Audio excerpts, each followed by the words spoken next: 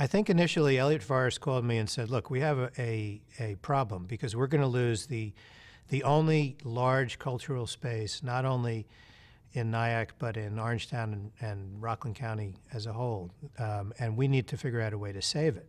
And they gave us very little notice. The new owners took over and basically gave the village 11 days to come up with a plan to save it as a theater. So after that was announced the very next day, I called Tom Kleiner, and he encouraged me to call the Friends of the Nyacks. One of the purposes of Friends of the Nyacks is to make certain that the cultural assets of the Nyacks are preserved, and we viewed the theater as a significant cultural asset as well as a significant piece of real estate. As a result, we decided that we had to find a way to keep this theater open, although we knew we needed to find another theater operator. I was on tour and out of the country, and the rumor came over the email machine that this building was going to become a CVS drugstore. And it was a galvanizing rumor. Tom, Harriet Cornell, and I, we all got involved because we were all concerned about the theater going under, and we wound up meeting with numbers of people, including the Attorney General, all kinds of people, trying to figure out how we could get this to remain in the community. We had lots and lots and lots and lots of meetings, and eventually Josh Goldberg and Deb stepped up and gave enough money for the rent for 2 years. So once we had the creative people from Nyack, an established nonprofit, and the cash to keep the doors open for 2 years, we were ready to go. It's unbelievable that 2 years ago, this theater was packed with people feeling that something had been taken away from them. And we sat there and we're like, wow, there is just so much community spirit and ownership of what this village could be. Once we had the doors open, the first thing we wanted to do is sort of clean the place, both cleanliness-wise and spiritually. And we opened up the doors and had a cleanup, and it was remarkable how many volunteers showed up. We were overwhelmed at the number of people that showed up. We just, announced that the room needs to be cleaned up. So I was assigned a bunch of people, and I got my cleanup crew. And one particular guy was really gung-ho and working his butt off. So I started depending on him, and at one point I said, what do you do in your regular life? He said, oh, I'm a judge. And I'm realizing I got a judge on my cleaning crew. I was greeting everyone, and one of the extraordinary things about it was that there were so many people who had these physical injuries, that people were coming in crutches, and there were people with broken arms, and I said, it's as if this were Lourdes. All they wanted to do was help. So people from all over the community, Nyack and beyond Nyack, came and washed windows and cleaned floors and cleaned out the bathrooms, and that showed an unusual willingness on behalf of the residents to come and support a local arts institution. My particular job for that day was to clean the windows, which also did not go unnoticed at home. That was my job for the next several weeks. Well, the joke about our launch party is it's still going on right now. Darrell Larson, God bless him, he had it in his head that there was no such thing as being too long. And it was memorable. People still talk about it. And the fact that it went on so long and people stuck it out was terrific. And the reason people stuck it out is they could not believe the quality. They could not believe that it was going to be one great act after another. When I first started doing the interviews and realized that I was going to be the first full-time paid employee of an organization that had been around for over a year, I was astonished that it did as much as it did with absolutely nothing.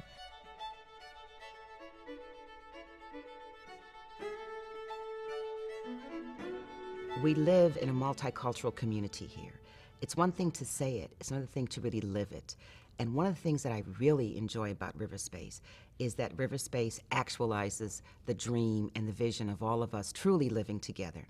It's an opportunity for the community, particularly the children, to develop another creative aspect for themselves.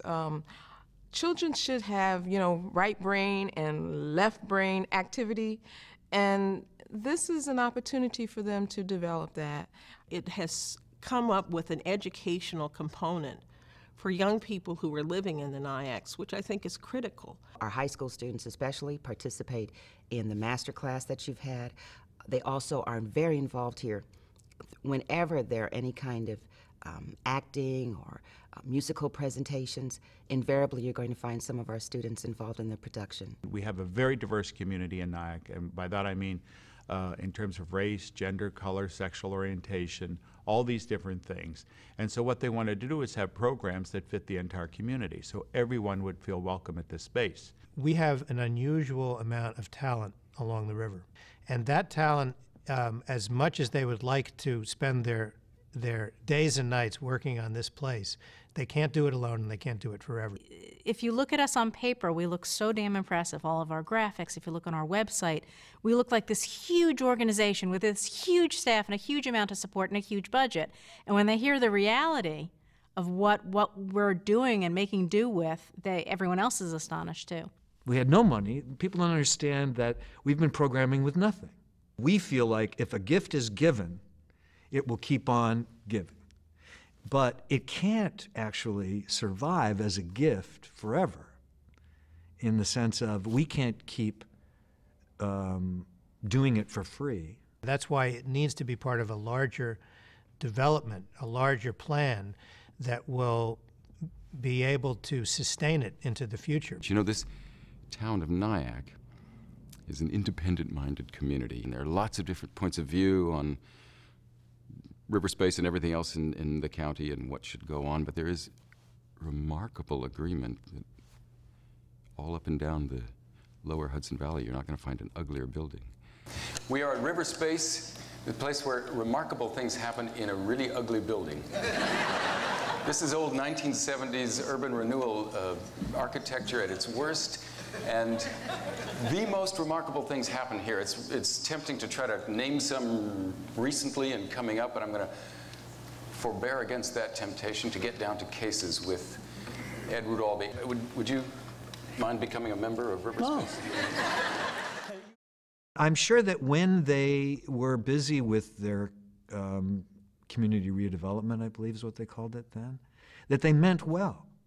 But the building is just terrible. We've been using it really well, but it's not really all that great for any of its tasks. So the idea that we would create a real estate project that would then support and help pay for the art center itself, I think is a great idea. I look at the whole world through a real estate lens. So I'm imagining the different ways that the village can be improved. If there were stores that would continuously line Main Street from Cedar to Franklin, that would certainly liven things up. People like to eat and drink in Nyack, and it's important that they be properly supported. There's got to be something to really drive, to identify the village, and that has to be around the arts, because Nyack has a rich history of being an artistic community. And the problem is that art centers just cannot pay for themselves. They're just not sustainable. All we're doing is taking the profits that result from the real estate that's being built and putting it into the art center. That's the only thing that's a little unusual about this. So the profits that would otherwise go into a developer's bank account are going into the bank account of Riverspace, and Riverspace will use those funds to construct and operate a new art center. It helps promote commerce in the NIACs. There's no question about that. It's good for business owners. It's good for the traffic in NIACs. And I think that Riverspace has a ripple effect on the economic development and survival of this community, which can't be underestimated. They're talking about bringing streets back that were no longer here, Bridge Street and Park Street. And best of all, creating a walkway, a promenade from Main Street all the way back to Depew Avenue. That would be bringing people in, not shutting people out. But it would also have some kind of affordable housing component to make a really vibrant community. Because Nyack right now is already extremely vibrant. That's not the issue. The issue is building on what already exists to make this place successful far into the future. It will only work if the community feels welcome and that it's their space too. Well, it's a big vision, and big visions are scary, and big visions bring change. I would say that we should not be fearful. We should be challenged, and we should understand that we have the capacity to meet all of the questions and to bring good answers to them and good solutions and follow through. We have to just accept that it's scary and go on ahead. It's going to be fine.